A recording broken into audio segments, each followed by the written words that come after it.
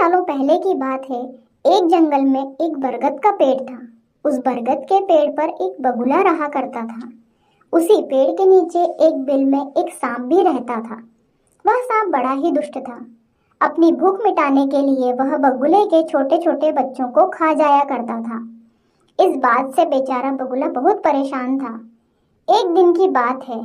सांप की हरकतों से परेशान होकर बगुला नदी के किनारे जाकर बैठ गया। बैठे बैठे अचानक उसकी आंखों में आंसू आ गए। बगुले को रोता देख नदी में से एक केकड़ा बाहर आया और बोला, अरे बगुला भैया, क्या बात है? यहाँ बैठे बैठे आंसू क्यों बहा रहे हो? क्या परेशानी है? केकड़े की बात सुनकर बगुला बोला, क्या बताऊं केकड़े भाई, मैं तो उस सांप से परेशान हो गया हूँ। वह बार बार मेरे बच्चों को खा जाता है। घोंसला चाहे जितना भी ऊपर बनाऊं, वह ऊपर चढ़ ही जाता है। अब तो उसके कारण दाना पानी लेने के लिए घर से ही कहीं जाना भी मुश्किल हो गया है। तुम ही कोई उपाय बताओ।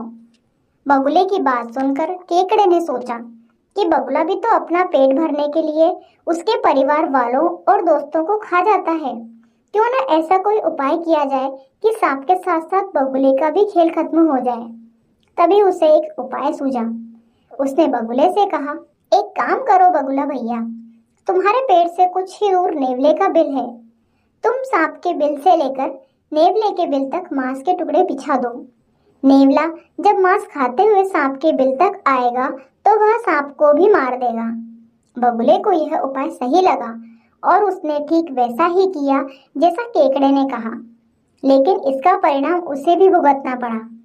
मांस के टुकड़े खाते खाते जब नेवला पेड़ के पास आया तो उसने सांप के साथ बगुले को भी अपना शिकार बना लिया। कहानी से सीख। दोस्तों, इस कहानी से हमें यह सीख मिलती है कि किसी की भी बात पर आंख बंद करके विश्वास नहीं करना चाहिए। साथ ही उसके परिणाम और दुष्परिणाम के बारे में भी सोच लेना चाहिए।